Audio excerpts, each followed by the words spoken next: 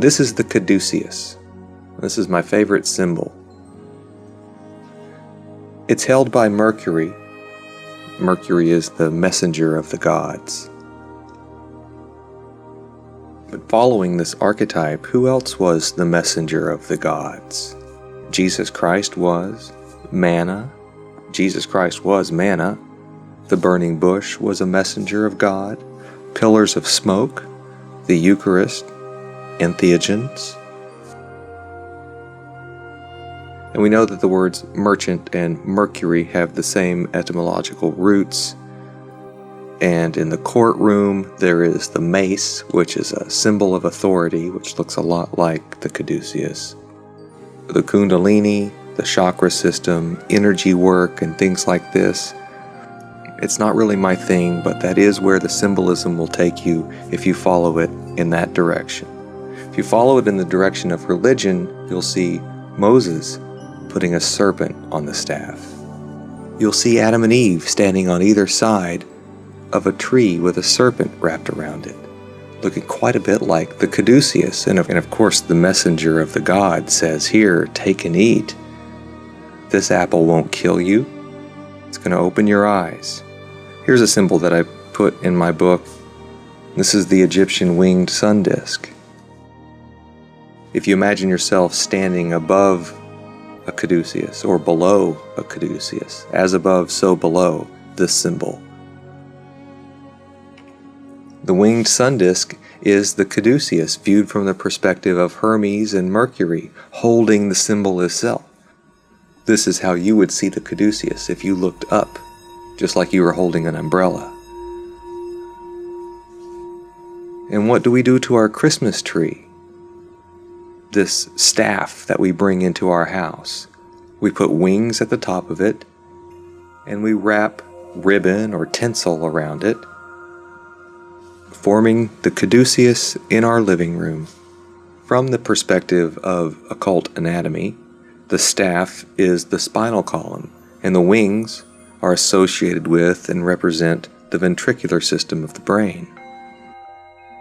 They used to call it a drugstore. Now the doctors call it a pharmacy. They're going to send you to the pharmacy. But this is the symbol for the pharmacy, the RX, the Rho Chi. In Latin, it's an abbreviation for recipe. You look this up in Strong's Concordance, skip over to 5331 of the Greek dictionary, and you'll see that pharmakia means sorcery and witchcraft. Well, pharmakia, this is the pharmacy where we buy our medications today. This isn't sorcery or witchcraft. This is necessary for our survival. And very similar to the Rho Chi is the Chi Rho. The Chi Rho is a monogram and a symbol for Christ. It consists of the superimposed letters X and P. Okay, well, X and P. We know that R and P are interchangeable in Greek. The R is a P and the P is the R. So the Chi Rho and the Rho Chi are actually the same symbol. So this becomes an interchangeable symbol for both the drug recipe and the deity. All you have to do with the symbol of Jesus, the Chi Rho, is slide that X over just a little bit, and it becomes the Rho Chi, the symbol for drugs. And that's what I've been saying all along, is Jesus is representing himself as the drugs themselves. And the same goes with Christ. Did they just use any old oil they could get? Or was this oil special in some way? Was it special because it was expensive and difficult to find? Or was it special because something happened when you were anointed with this stuff? The oil is very similar to the wine in that they were both mixed with different herbs and botanicals and still labeled one thing. They call it wine, but it could be anything, psychedelic or just an alcohol. The oil could be oil that you cook with, or it could be something that you anoint with.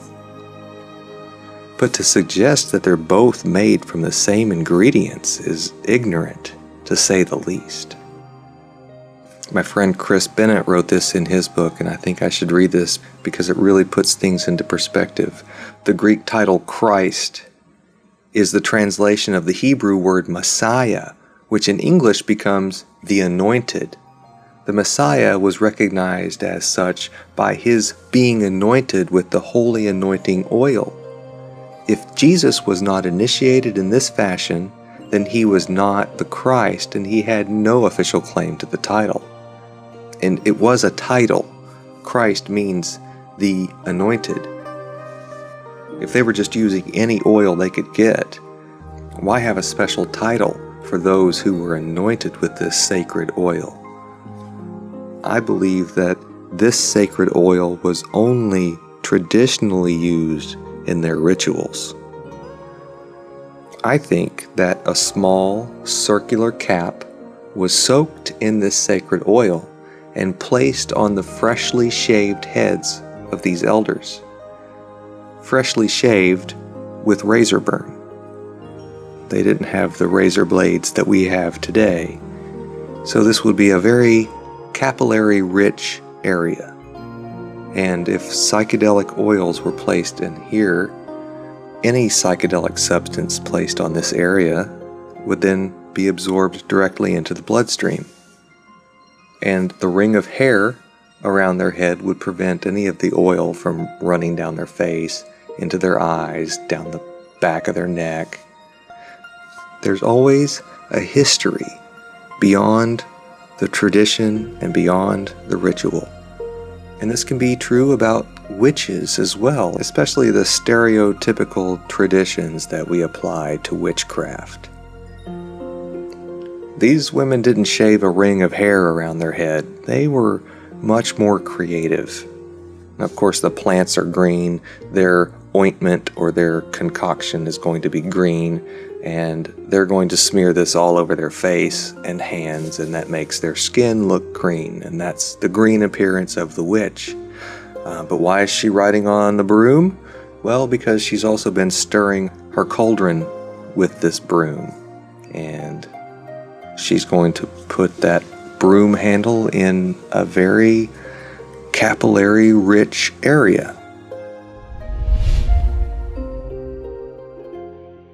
When you think of humans as part animal and part angel, the ascension up the ladder, ascending up the ladder into the heavens, represents an attempt to shed the animal body and become one with this divine creative force.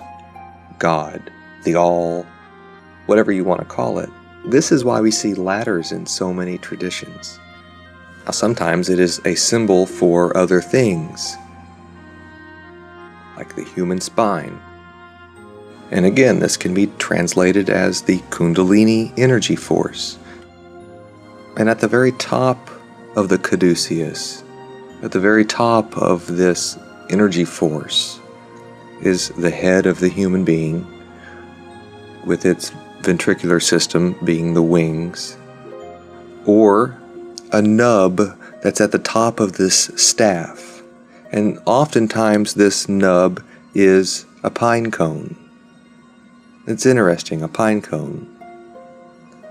Why would there be a pine cone at the top of this staff? Well, the pineal gland inside the brain is shaped like a pine cone, and that could be one reason. And again, we'll get to occult anatomy in just a moment.